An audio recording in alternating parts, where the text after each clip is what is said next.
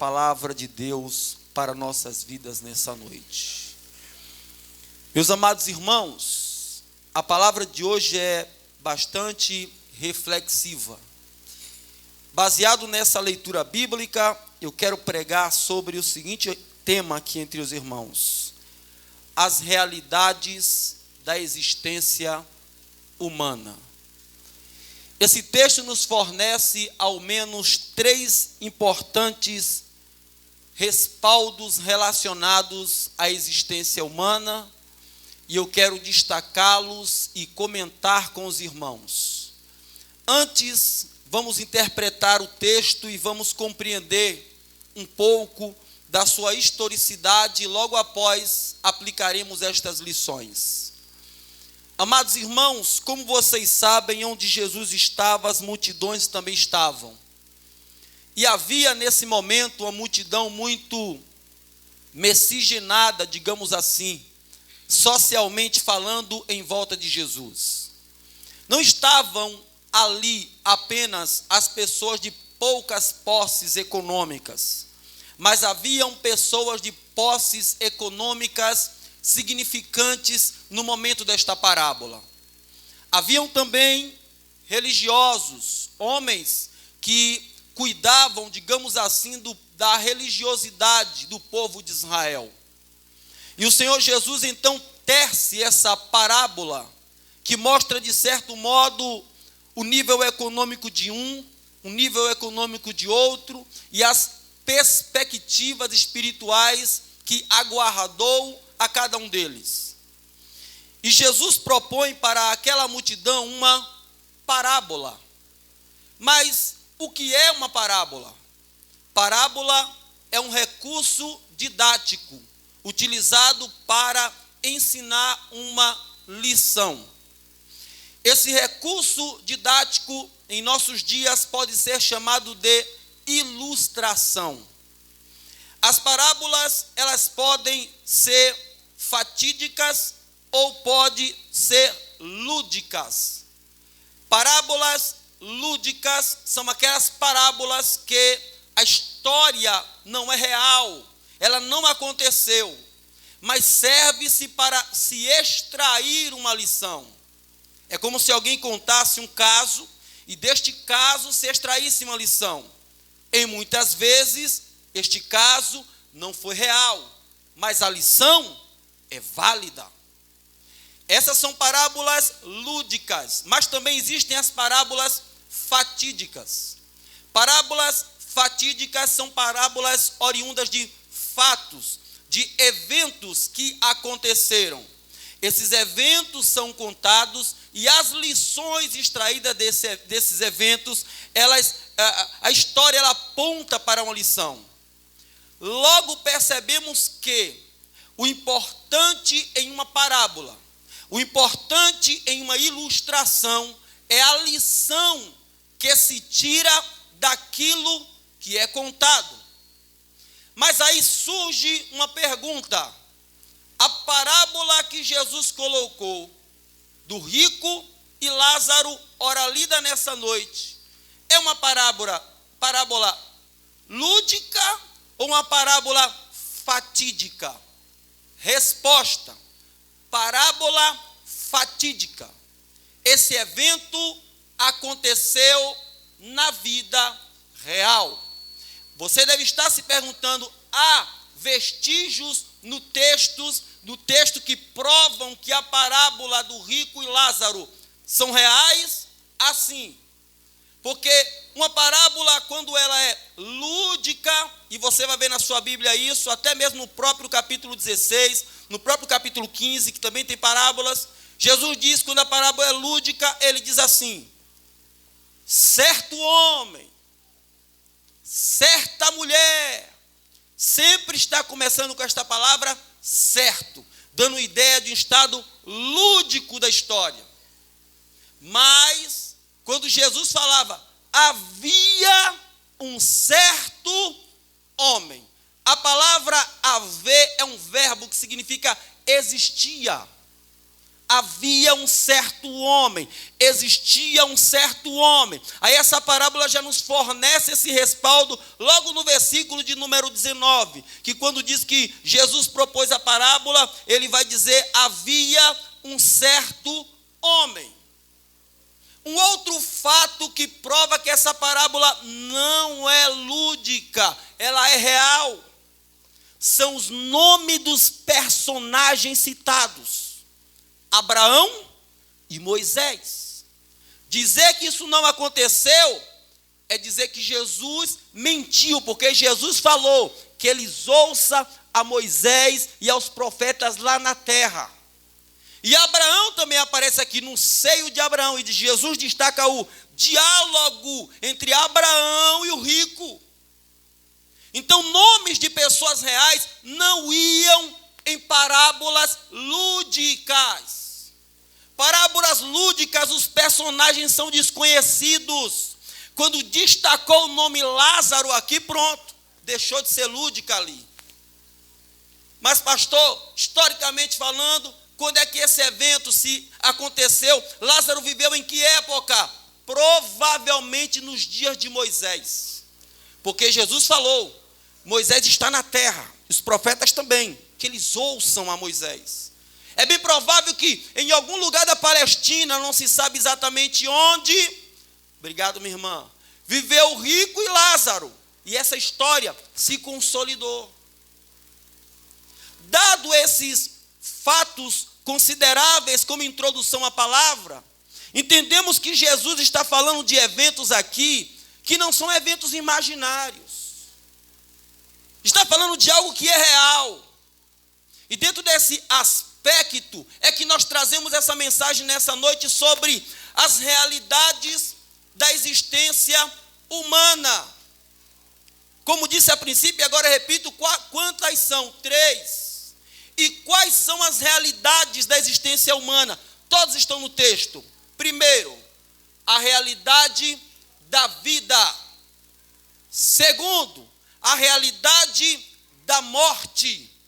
Terceira, a realidade da eternidade. São 3 realidades da existência humana. Ninguém pode fugir dessas realidades, porque existem na vida do ser humano, independente da sua crença, independente da sua cultura, independente do lugar onde vive. É algo fatídico, é algo real. Mas aí Jesus nos chama a atenção para essas realidades, e eu quero destacá-las aqui rapidamente por causa do horário. Vamos então refletir sobre a primeira delas. Primeiro, o texto nos destaca a realidade da vida. A primeira realidade da existência humana é a vida. Mas o que é a vida? A vida é o estado de atividade incessante de ânimo dos seres que duram entre o período do nascimento até a morte. Do nascimento à morte está o período de vida. É o estado que todos nós estamos vivendo aqui neste momento. E o texto destaca isso na sua Bíblia. Caso você queira, pode olhar na parte B do texto. Parte B, parte C, é a partir da vírgula. Você conta, eu já falei nessa igreja, mas tem gente que não é daqui. Quando eu falar parte A, é a primeira vírgula. Parte C, segunda vírgula. Parte B, segunda vírgula. Parte C, terceira vírgula. Então, a partir, meus amados irmãos, da parte C do texto, está escrito assim, que é versículo 19. E viviam todos os dias arregalada e esplendidamente. Ele vivia, ele tinha vida, ele estava vivo. A realidade da existência humana é a vida. Lázaro também vivia, mas vivia onde? Na porta do mendigo. Eles viviam, e a vida, irmãos, como um estado que nós temos de vida, como seres vivos que somos, a vida pode nos proporcionar uma série de diversidades, com a qual nós, seres humanos, precisamos ter habilidade para viver essas realidades. Por exemplo, quando nós observamos a história vai nos narrar aqui o seguinte, que havia condições no estado de vida deles, condições de riqueza e pobreza. Um era rico e o outro era pobre. Na vida que vivemos aqui na terra, é a mesma coisa. Nós encontramos pessoas no mundo que são mega ou multibilionários, vivem arregaladamente, são multibilionários. Encontramos em contrapartida pessoas que não têm dinheiro, que não têm nenhuma moeda furada no bolso. Alguns não têm onde morar, vivem embaixo de pontes. Enquanto alguém anda a pé quilômetros, outros andam de jato. São realidades da vida. A existência humana propôs a vida e a vida traz realidades. E dentro dessas realidades que a vida nos proporciona, existe a riqueza e a pobreza. Mas existem também outros fatos relacionados a isso, como, por exemplo, a saúde e a doença. A Bíblia diz que Lázaro era doente, irmãos, que lambiam suas chagas. E o rico não. O rico era completamente saudável. Ele vivia muito bem. Hoje em dia, na realidade da vida humana, você não vê isso também aí? Enquanto nós estamos aqui saudável, alguém está nesse momento na UTI lutando pela vida. Ou quando não está enfermo na sua casa, gostaria de estar aqui, mas não pode estar. Gostaria de estar em algum lugar, mas não pode, porque a doença não permite. São eventos que estão relacionados à vida do ser humano aqui na terra. Não para por aí. Esse quadro de dualidade relacionada à vida do homem. Por exemplo, também existe um quadro aqui de companhia e solidão. A Bíblia nos diz que o rico, quando estava no inferno, ele diz, os meus irmãos.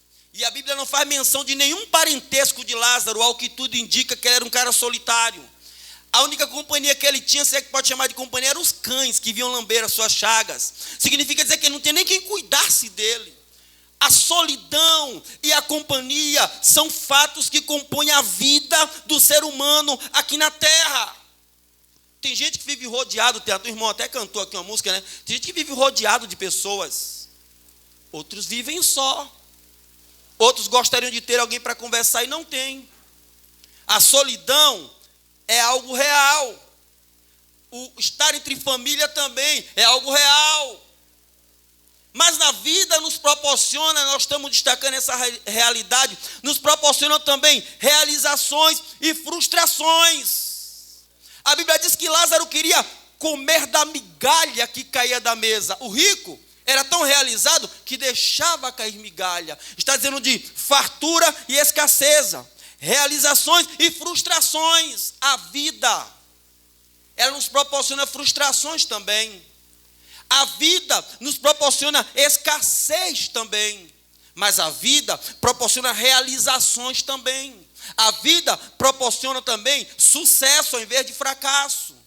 O apóstolo Paulo, quando ele escreve aos irmãos em Filipenses, salvo engano, no capítulo 4, ele vai dizer, aprendi a viver em abundância, aprendi a viver em escassez, de tudo sou provado, mas posso todas as coisas naquele que me fortalece.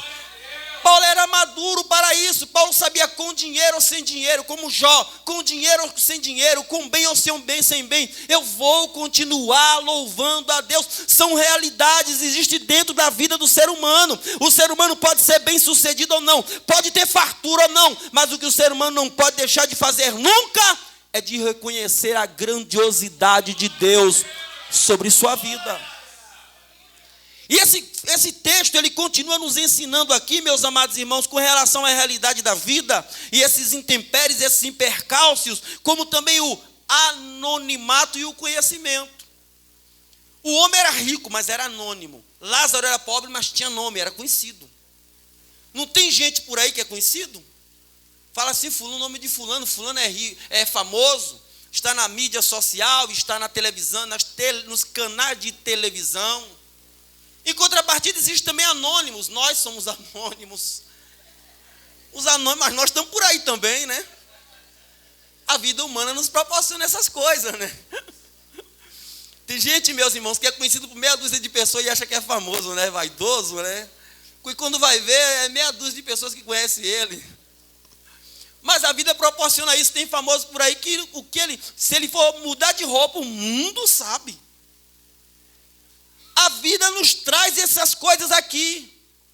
São realidades. A nossa realidade da vida, ela nos traz estágios. Estágios de riqueza, pobreza, saúde, doença, realizações, frustrações, anonimato, fama, companhia, solidão. Mas é a vida, uma coisa é certo, meus amados irmãos. Quer tenhamos, quer não tenhamos. Quer sejamos, quer não sejamos, a vida é um presente de Deus para nós, e nós temos que viver da melhor forma possível. Deus te deu uma vida, meu irmão. Deus te deu uma vida, minha irmã. Você está vivo, então faça da sua vida o melhor que você pode, porque viver é bom, e viver é a graça de Deus sobre nós. Não espere ser rico para viver bem.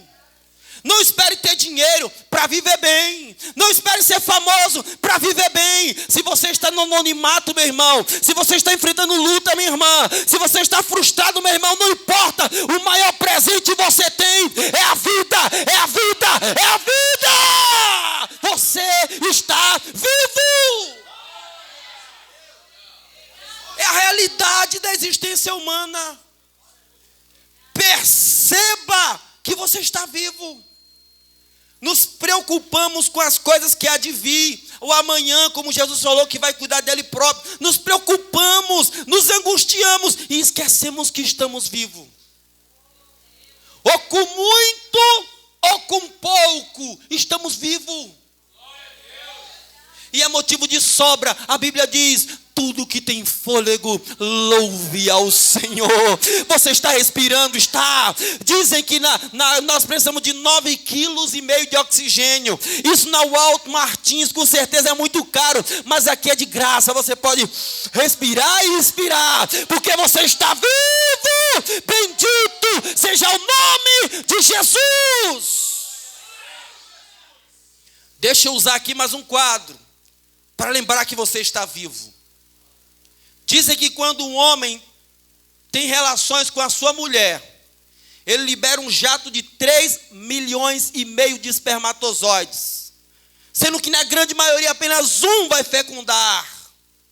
E desses 3 milhões está Éder ali, está Péricles aqui, está você aí. Deus olhou para você e disse: campeão, eu conto com você. Talvez tinha alguém na sua frente, Deus falou: fica tranquilo, ele vai morrer, quem vai chegar é você. Porque quem sabe você foi lá no útero da sua mãe, bateu para entrar, bateu no óvulo para entrar, para tentar conseguir, e os outros começaram a bater. Deus botou o olhão em você e disse: eu conto com você. Quer uma ajudinha? Entra, mas eu vou te fazer um vaso nas minhas mãos. Você está vivo, você está viva, com prova ou sem prova, você está vivo. Para de murmurar, você está vivo. Luta, prova, escassezes são questões relacionadas à nossa existência, sempre existiram. Que venha um gigante, nós iremos vencer com o poder do nome de Jesus. Para de achar: eu estou vivo, eu não mereci estar vivo, a minha vida é ruim, nada dá certo. Irmão, para com isso. Você está com 2 pés no chão, você tem saúde, você em alguns casos tem companhia, tem a tua esposa, tem teu filho, tem teu marido, tem essa igreja que ama você. Você está vivo, você está vivo. É a realidade da existência humana. Você está vivo.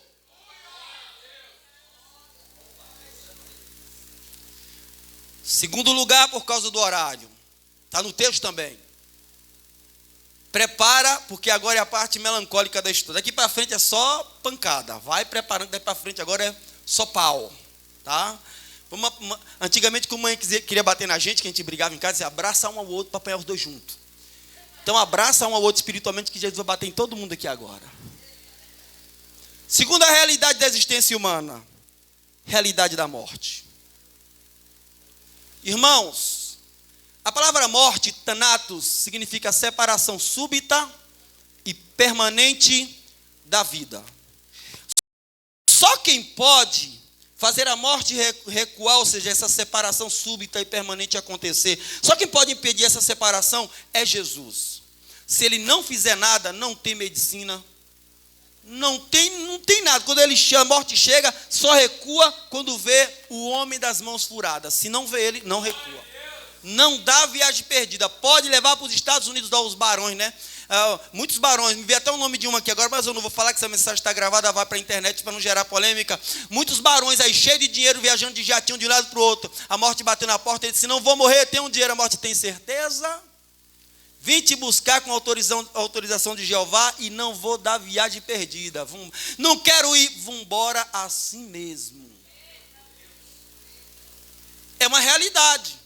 E caso alguém diga que não é, basta ir na Baixa de Quinta amanhã que vai ver se eu estou pregando ou não é realidade. Basta ir lá. De vez em quando eu escutava o balanço geral e ele dava os dados das mortes por armas de fogo de sexta, no final de semana, de sexta a domingo. A cota mínima era 16. Arma de fogo, fora de doença. Então é certo.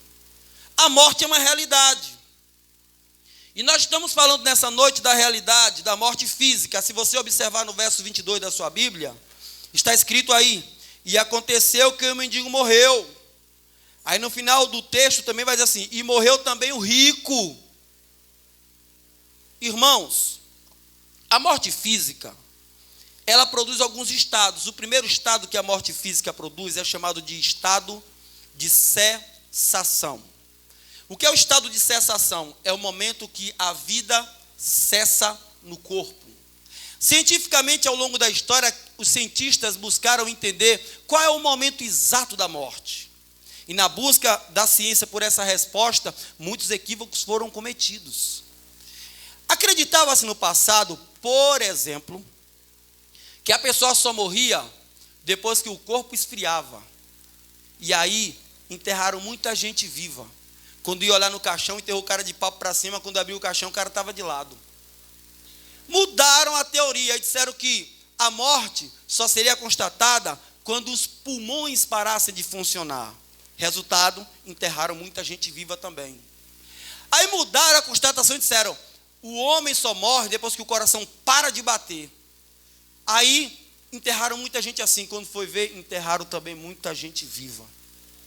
Até que finalmente agora, já no século XX, praticamente em 1900 e bababá, foi que descobriram que o homem só pode ser declarado morto depois que as suas atividades cerebrais cessarem completamente. Aí quando o cérebro para de funcionar, quando o cérebro morre, aí sim, há o processo de cessação. Cessou a vida no corpo. Alguém vai dizer assim: mas pastor, alguém pode ter a cabeça decepada e o corpo reagir por alguns instantes. Não pode? Pode, mas já está morto. Sem cabeça, vai para lugar nenhum. Já viu a cabeça da galinha? Quando você arranca a cabeça da galinha, a galinha sai no terreiro correndo ainda, né? Você do interior sabe disso. Mas não vai para lugar nenhum, sem cabeça não vai viver. Então, estado de cessação. O texto fala que eles passaram por esse momento de estado de cessação. E continua dizendo que a morte tem um estado de cessação e também a morte, ela possui a morte física, ela possui o estado de cessação e o estado de desencarnação. No verso número 22 da sua Bíblia, está escrito assim: e aconteceu que o mendigo morreu e foi levado pelos anjos. Ou seja, desencarnação. O corpo morre, mas o espírito não morre. Existe uma ideia equivocada, eu estava até conversando um dia desse com a pastora sobre isso, a ideia equivocada das pessoas que acham que existe o aniquilismo, ou seja, quando o corpo morre, o espírito também morre. Não morre. O que acontece é que existem textos bíblicos que são mal interpretados por aí. Por exemplo, tem texto que diz assim: os mortos não te louvarão, Senhor, e nem na sepultura renderão graças a ti. Aí outro texto diz assim: na morte não há lembrança de Deus. O que precisa ser interpretado ali é em que sentido o escritor está falando. O que o escritor está falando é do cadáver. O texto está falando que um corpo, irmãos, presta atenção, em cima de uma pedra, não tem lembrança nenhuma de Deus. O corpo em cima de uma pedra não louva a Deus, não está falando do espírito, está falando do estado do corpo. Não pode ir no templo. Quando ele fala assim, que o morto não louva, que o morto não adora, que o morto... É o estado em cima da lápide que ele está analisando. Não é o estado espiritual daquela pessoa. Então, o morto é nesse sentido. Ele não pode louvar a Deus, está em cima da lápide, está morto. Então ele está num processo ali de desencarnação. O espírito desencarnou e o corpo ficou lá. Só que quando o corpo desencarna, irmãos, acontece um processo. Estou pregando sobre estado, sobre a realidade da morte. Estou mostrando os estados, desencarnação. Estou mostrando para você o estado de cessação e o estado que vocês conhecem, esse a gente não vê porque já está dentro da sepultura, chamado de estado de decomposição. Eu estou falando da morte física. Sobre espiritual vou falar daqui a pouco. O estado de decomposição. E aqui agora Jesus, ele me levou a pesquisar algumas coisas, eu não vou falar tudo por causa do tempo, mas esse estado de decomposição do ser humano é uma coisa, ao mesmo tempo que é bela, é também horripilante. Ô pastor, bela, que coisa esdrúxula, vou te contar. Você vê quando a criança se forma no ventre da mãe, é belo, mas é feio. Quando se decompõe, que o homem é pó, e para o pó vai tornar, para virar pó, ao mesmo tempo que é belo, também é feio. É as duas coisas. Porque no ventre da minha mãe e na sua mãe, nós somos composto. Perna, braço, olho, língua, nariz, pele, cabelo, composto no ventre. Saiu, viveu, está vivendo. Morreu, vai fazer o processo inverso. Decompor, de decompor o que foi composto. E esse processo de decomposição, meus amados irmãos, ele começa o seguinte: quando a pessoa morre, com mais ou menos 3 minutos de declarada a morte, o que é que acontece? Falta a circulação. E com a circulação, a pele da pessoa, ela fica empalidecida, meio que azulada até. Depois desse processo, por causa da falta de circulação, o corpo começa a inchar. Isso aqui já é dias depois, o corpo começa a inchar. Estou resumindo para você entender. O corpo começa a inchar. Com os inchaços do corpo, começa a aparecer estrias. Quem é mulher grávida sabe, quando a barriga cresce demais, aparece estria. O corpo incha, só que a pele não tem mais elasticidade, porque o tecido da pele já morreu. Por que o corpo incha, pastor? Segundo a ciência, porque nosso corpo é gases, tudo que há dentro de nós é água, é líquido e gases. Como o sangue parou de circular, aqueles gases começam, principalmente o gás metano, que encontra em fosse de casa, que encontra no Barradão. Não estou atingindo o torcedor de Vitória, não. Que encontra no Barradão, que encontra lá no CIA, que tem que queimar, né, o fogo para sair, para não explodir aquele troço. Então, o corpo incha por causa do metano que há dentro do corpo da pessoa. As estrias não aguentam, irmãos. As unhas começam a cair. E aquele gás começa a vazar. Onde era estria começa a fissurar. Imagine que começa a rachar. E começa a sair um mau odor terrível, que pessoas a quilômetros começam a sentir, a depender do lugar aberto que está, o vento leva. Dizem que um cadáver humano fede mais do que um cadáver de bicho, de animal. Fede mesmo, isso acontece dentro da sepultura. E o que acontece? Com aquilo, quando começa a sair toda a pele começa a romper, começa a ter contato com o meio. Atrai insetos. Aí vem a larva, que é a mosca, e pousa em cima, qualquer inseto pousa em cima, então ele coloca a larva ali. Quando ele coloca a larva, ativa o que já está no nosso organismo. Micróbios que começam agora a comer a pele também. Dentro do próprio estômago seu e meu, tem um grupo de micróbios esperando só parar as atividades estomacais para ele começar a comer o estômago. E o que acontece? Ele começa a comer a pele, começa a comer a carne. O que é que sobra? Os ossos. Chamado de processo de esqueletização. Pastor, por que o senhor contou essa parte? Isso num culto de cena, isso não tomar ceia, é um negócio estranho, pastor. Para dizer a você que você não é nada. Meu Deus do céu. Você pode ser rico, pode ser pobre. Vai passar por esse estado. Tem gente que tem dinheiro, acha que é bom. Vai assistir essa mensagem que você vai enviar para alguém. Acha que é bom, porque é patrão, porque acha que manda. Eu tenho uma péssima notícia para você. Quando você morrer, se não te enterrarem, em menos de 48 horas você vai a começar a apodrecer. Vão fazer o quê? O que eles fazem? Eles vão começar a colocar o quê? Vão pegar aquele formol, obrigado, formol, e começa a botar nos orifícios. Orifício é buraco, onde tiver buraco no corpo, nariz, ouvido, boca, ânus, todo, começa a enfiar formol ali, para o corpo não entrar em decomposição, para ver se aguenta um pouquinho mais. Mas se assim não for, começa a feder. Você pode ser querido como for, querida como for, tem que te enterrar, porque senão nem teus parentes, nem teus fãs te suportam. O ser humano não é nada. O ser humano só é alguma coisa se ele tem tem o nome escrito no livro da vida, porque se ele não tem, ele é pó, ele é cinza, e é para lá que ele vai voltar.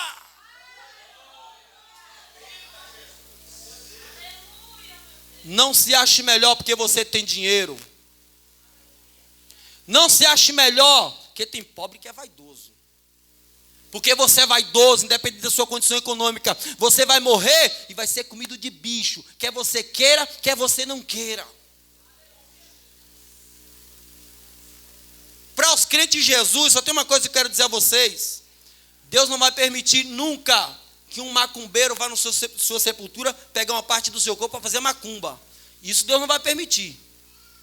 Mas que você vai passar pelo processo de decomposição, se Jesus não voltar daqui para lá, isso é certo. Até o pregador que está pregando sobre isso, até os médicos que deram essas informações de fácil acesso na internet, passaram sobre isso, com isso. Mas tem uma vantagem falando sobre a morte, para o clima não ficar muito pesado. Nós vamos ressuscitar, irmãos. Um dia, nós vamos ressuscitar glorificados. O apóstolo Paulo disse: convém que aquilo que é corruptível revista-se do que é incorruptível, e aquilo que é mortal revista de imortalidade. E quando aquilo que é corruptível se revestir do que é incorruptível, e aquilo que é mortal se vestir da imortalidade, então vamos cantar o hino da vitória que diz: tragada foi a morte pela vitória. Onde está, ó morte, o teu aguilhão? O aguilhão da morte é o pecado, e a força do pecado é a lei. Mas graças a Deus que nos dá vitória por intermédio do nosso Senhor e Salvador Jesus Cristo. Nós vamos ressuscitar, nós vamos viver eternamente. Bendito seja o nome do Senhor. 150 mil em média morrem todo dia. Todo dia. E muitos crentes vão juntos. E um dia nós também iremos. Recebi a notícia do meu irmão hoje, por coincidência da pregação, que uma tia minha no interior morreu. Morreu com 98 anos. Estava boa, né? Na minha opinião. Tomara que eu chegue lá. Morreu na mesma idade do pai dela. Que no caso é tia minha, porque é tia do meu pai. Na verdade é irmã do meu avô. E o meu bisavô morreu com 98 anos. Aí eu brigo com a irmã Sandra, né? Não é possível que eu não vou viver no mínimo 100 anos. Eu quero viver 100 anos, irmão. Se algum de vocês for para o meu velório um dia, se eu morrer, que eu não quero, lembre de falar para alguém no caixão lá. Diga assim: ele queria até viver 100 anos. Mas eu quero viver 100 anos, irmão. Eu oro para viver 100 anos. Mas enfim, todos nós vamos morrer um dia. Mas vamos ressuscitar. Em terceiro e último lugar, a terceira realidade da existência humana, da qual ninguém pode fugir: vida, morte, eternidade. O texto também fala sobre isso. O texto irá nos informar que o rico morreu, Lázaro também morreu, e ambos foram para a eternidade. Deixa eu botar a pesca aqui, senão eu esqueço. Foram para a eternidade. Irmãos, o versículo de número 31 e versículo de número 32, de 23 a 32, eu não vou ler. De 23 a 32 da leitura que fizemos, vai falar justamente que eles morreram. E na eternidade, um foi para um lugar, estou terminando, e outro foi para outro lugar. Escute. A Bíblia diz que o rico, que era injusto, ele foi para um lugar de tormento psicológico. Olhe para o versículo de número 23 da sua Bíblia, a parte B do texto, vai dizer assim: e viu ao longe, versículo 23, parte A, e no inferno ergueu os olhos, e estando em tormento. Você que não é crente, escuta isso, é muito sério. Eu estou terminando. Estamos falando da terceira e última realidade. Quem não aceita Jesus, vai para o inferno. Pastor, que palavra dura. É melhor uma verdade dura do que uma mentira suave. É melhor uma verdade dura do que o cara estar lá no inferno e dizer: eu fui na guerra dos crentes, e os crentes ficam falando só de dinheiro. Estamos falando do inferno. Tem um bocado de gente que está lá porque não quis Jesus. Veio para o culto, ouviu tudo, na hora de aceitar Jesus não quis. E o ímpio, o caminho dele é para o inferno. E a Bíblia fala aqui que Jesus que falou isso, ele estava em tortura psicológica ali, ele estava sentindo tortura tão grande, ele estava clamando. O inferno é um lugar de tortura, mas continue a leitura, eu estou correndo. O texto vai dizer também que o inferno para o ímpio é um lugar de humilhação e desespero. Versículo 24, vai dizer para nós assim: e clamando, Pai Abraão, tem misericórdia de mim, manda Lázaro, que molhe na água a ponta do dedo e que refresque a minha língua. Por quê? Porque ele estava, irmão, era um lugar de humilhação para ele. Por quê? E desespero. Porque um mendigo molhar o dedo na água para tocar na boca de um rico, esse rico tinha que estar muito humilhado.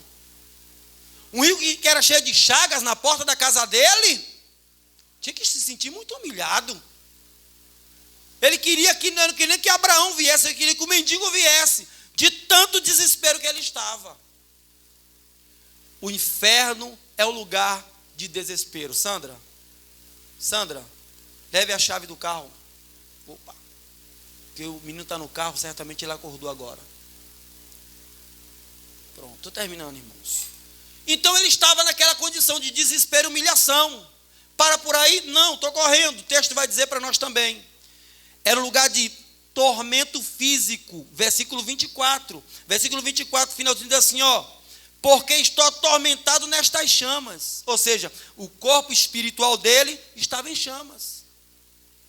O inferno é terrível, querido. Você que não é crente. A eternidade você não... Assim como tem realidade da vida, você não está vivo? É real. Você não vai morrer? Ou as pessoas não morrem? É real. E a eternidade também é real. Continuando. O texto vai dizer para nós que para o ímpio é um lugar de lembranças. Olha, Abraão fala para ele, ó, lembra-te que na terra você teve consolo. E fala para ele, ele lembrou, Senhor, os meus familiares. Ele lembrou dos familiares dele. Você está achando que quando alguém for para o inferno vai esquecer? É? Vai esquecer desse culto aqui? É? Vai esquecer de muitos cultos que você foi e não entregou seu coração para Jesus? É? Vai esquecer não, vai lembrar de tudo. O cara vai estar no inferno e vai dizer assim, eu estou aqui, mas eu rejeitei oportunidades. Porque o maior pecado que a pessoa pode cometer é negar a remissão pelo sangue de Jesus. Mas deixa eu continuar, a realidade eterna, a realidade dos ímpios é essa, a realidade do justo. Na sua Bíblia. Realidade do justo. O justo é conduzido pelos anjos. Versículo de número 22. O texto diz, aconteceu que o mendigo morreu e foi levado pelos anjos. Irmão, se você e eu morrermos aqui agora, Deus vai mandar uma legião buscar a gente. Sim. Prepara o céu que está chegando um dos meus aí. Deus vai dizer assim. Prepara o céu que está chegando uma das minhas aí. Se o diabo tem capanga neste mundo, Deus tem homens e mulheres de Deus aqui também. Não tenha medo da morte. Não tenha medo da morte. O estado de decomposição que eu falei que é terrível, você não vai nem ver isso, esquece isso. Ninguém vê, é a ciência que fala. Olha, deixa eu dizer, quem morreu antes disso ser descoberto nem viu isso. A gente que sabe disso hoje. Tem gente que morreu, passou por isso, nem sabe, né, negão, dessas coisas. Mas nós vamos ser acompanhados por anjo. O anjo vai dizer, imagina a cena. Vamos imaginar a cena? Só tem 3 subitens aqui. Vamos imaginar a cena. Acabei de morrer. Eu vou ilustrar aqui, eu vou ilustrar. Eu sei que a câmera não vai pegar, mas tudo bem. Tá gravando, ô glória. Aí eu tô morto, irmão, morreu. Aí de repente eu levanto. Meu corpo está lá no chão. Dou uma olhada assim. Quando eu viro para o lado, tá 2 anjos. Péricles, me acompanhe por gentileza. Vai ser assim com você também. Pode dar glória a Deus aí? Isso é esperança de crente. Está na Bíblia. Isso aconteceu, não é carola não. É fato. Aí continuando, irmãos. Conduzido por anjo. É lugar de consolo. No versículo 25 vai dizer assim, ó. Disse Abraão, recebeste os teus bens, e Lázaro somente males, mas agora este é consolado. Ô irmão, riqueza e pobreza, tristeza e alegria, fartura e pobreza, não vai nos acompanhar lá. nós seremos consolados, toda lágrima será limpa dos nossos olhos, nós estaremos para sempre com o Senhor, bendito seja o nome dEle. Você vai ser consolado, irmão e irmã, deixa eu correr. Aí, será um lugar de encontro, versículo de número 23, a Bíblia vai dizer que ele encontrou Abraão. Será um lugar de encontro ali. E deixa eu terminar, vou fechar até a minha Bíblia, deixa eu terminar. Sabe como será aquele encontro? Encontro de intimidade. A gente, às vezes fala assim, seio de Abraão, e a gente acha que seio de Abraão é um lugar, né, irmãos? Você não, né? Não, faça favor aqui, Álvares, por gentileza. Você sabe o que é seio de Abraão? Seio de Abraão é isso aqui, faz de conta que ele é Abraão. Fica aqui para filmar, para o pessoal lá da internet ver depois, né? A gente está evangelizando o povo lá. É 800 e algumas pessoas, né? Aqui, ó, seio de Abraão, esse me abraça aí. É isso, seio de Abraão. Ele olhou de lá e viu o Lázaro agarrado com Abraão, no seio, com a cabeça, obrigado, com a cabeça encostada no peito de Abraão. Seio de Abraão não é um lugar, não. Seio de Abraão, que ele está falando, era a condição espiritual em que aquele homem se encontrava. Na verdade, ele estava naquilo que Jesus chamou lá na cruz. Hoje mesmo estarás comigo no paraíso. Eu imagino que quando aquele mendigo chegou lá, ele falou perguntando, quem é Abraão aqui? Quem é Abraão? Quem é Abraão? É o senhor que agarrou Abraão. Agarrou Abraão. Quando agarrou Abraão, o infeliz viu. Quando o infeliz viu, está agarrado com Abraão na hora. Irmão, a gente ri porque nós somos o povo de Deus, temos que estar alegre. Quando chegar lá no céu, você vai ver, vou procurar um bocado de gente lá, né, negão? Vou procurar um bocado de gente lá, eu quero saber quem é Abraão, quero saber quem é Isaac, quem é Jacó, quero saber quem é tudo, mas quando chegar lá eu não posso deixar de saber quem é Jesus. Eu não posso. Eu quero ver Jesus. Um certo pregador falou que quando chegasse no céu eu queria encontrar Adão, para conversar com Adão, quando chegasse lá. Hein, pastora? Encontrar Eva, né? Olhar a noite de Eva e dizer, vem cá, rapaz, perdeu o juízo. 2 árvores, uma do conhecimento do bem e do mal e da vida eterna, tu escolheu do conhecimento do bem e do mal. Senta aqui para a gente conversar. Só não vou te bater porque sou santa, mas senta aí que a gente vai conversar. É um bate-papo lá no céu. Deixa eu terminar. Amigo, você que não é crente está conosco aqui nessa noite. Você tem 2 opções aqui hoje. Ou aceitar a Jesus, ou negá-lo em sua vida. Se você aceitar, tudo que eu preguei de benefícios vai sobre sua vida nessa noite. Se você não aceitar, infelizmente, tudo que eu preguei aqui de negativo com aquele rico, poderá acontecer com você. Então, nesse momento, enquanto a igreja ora, eu gostaria de saber onde tem uma pessoa que quer viver a sua eternidade com o Senhor Jesus. Quer virar as costas para esse mundo, entregar a sua vida para Jesus. Onde está quem quer entregar a sua vida para Jesus, que não é crente? Levante onde você estiver uma das suas mãos para que possamos orar por você. Fique de pé, igreja, por favor. Desculpe por causa do horário, irmão, nós vamos orar. Não é por força nem por violência. Uma mensagem mais clara do que essa não tem como, né? O que é que Jesus falou? O que é que Abraão falou? Que eles ouçam Moisés e os profetas. Que eles nos ouçam. Nós somos aqueles porta-vozes de Deus aqui na terra. Com defeito, mas porta-vozes. Bendito Deus e maravilhoso Pai. Em nome de Jesus, Yeshua Hamashia, Kadosh Adonai. Entramos em Tua presença e Te agradecemos por essa palavra.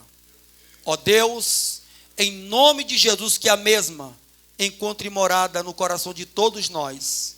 Que possamos viver e experimentar as realidades que Tu tens nos mostrado dentro desta palavra. Abençoa, Pai, o Teu povo. É o que eu Te peço e Te agradeço, em nome de Jesus.